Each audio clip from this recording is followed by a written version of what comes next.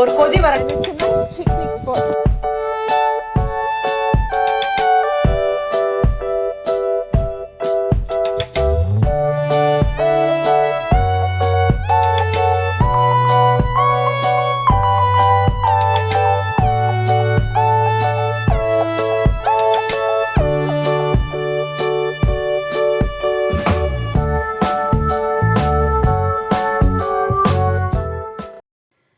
அனைவருக்கும் வணக்கம்.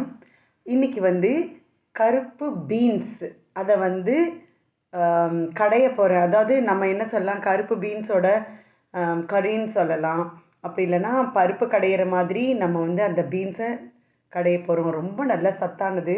கருப்பான எந்த பொருள்கள்லேயும் அயன் சத்து இருக்குது. ப்ரோட்டீனோடது சூப்பராக இருக்கும். ஆக்சுவலாக ஃபஸ்ட்டு இது என்ன டேஸ்ட் இருக்கும் அப்படின்னு நமக்கு தெரியாமல் இருந்தது. ஃபஸ்ட்டு நான் என்ன பண்ணேன், கொஞ்சம் வேக வச்சு பார்த்தேன். ரொம்ப டேஸ்ட்டாக இருந்தது. சுண்டல் பண்ணி சாப்பிட்டேன். சரி, அதை அப்படியே கடையலாம். பச்சை பயிர் நம்ம எப்படி கடையுவோம் அதே போல் தான். நல்லா வேக வச்சு அதுக்கப்புறம் அதை நம்ம கடையணும். அதில் ஆக்சுவலாக ஒரு நாள் நம்ம பச்சை பயிர் சாப்பிட்டோன்னா அடுத்த நாள் இந்த மாதிரி கருப்பு பயிர் கடையலாம். செவப்பில் பச்சை பயிர் மாதிரியே செவப்பு பயிர் இருக்கும். ரொம்ப சூப்பராக இருக்குது அது டேஸ்ட்டு.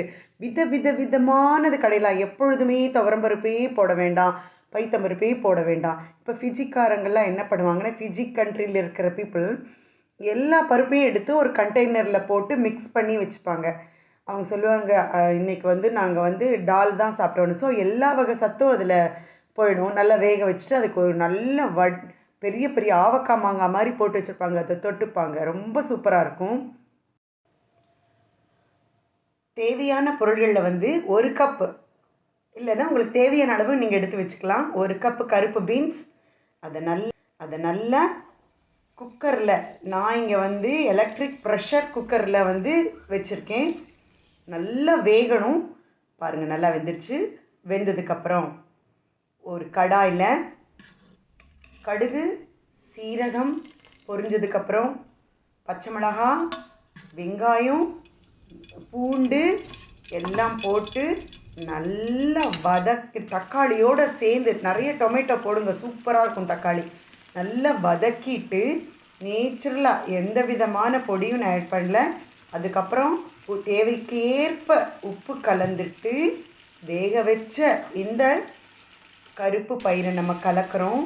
கலந்ததுக்கப்புறம் அதுக்கு மேலே கொரியாண்டர் லீஃப் போட்டு வச்சா ரொம்ப சூப்பராக இருக்கும்.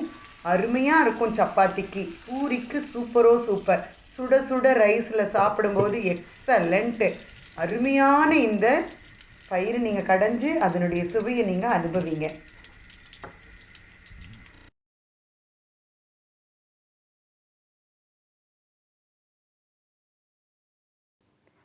கட்டாயமாக இந்த மாதிரி சத்தான பயிர்களை ஊற வச்சு நீங்கள் முளைக்கட்டி கூட பண்ணலாம். சூப்பராக இருக்கும்.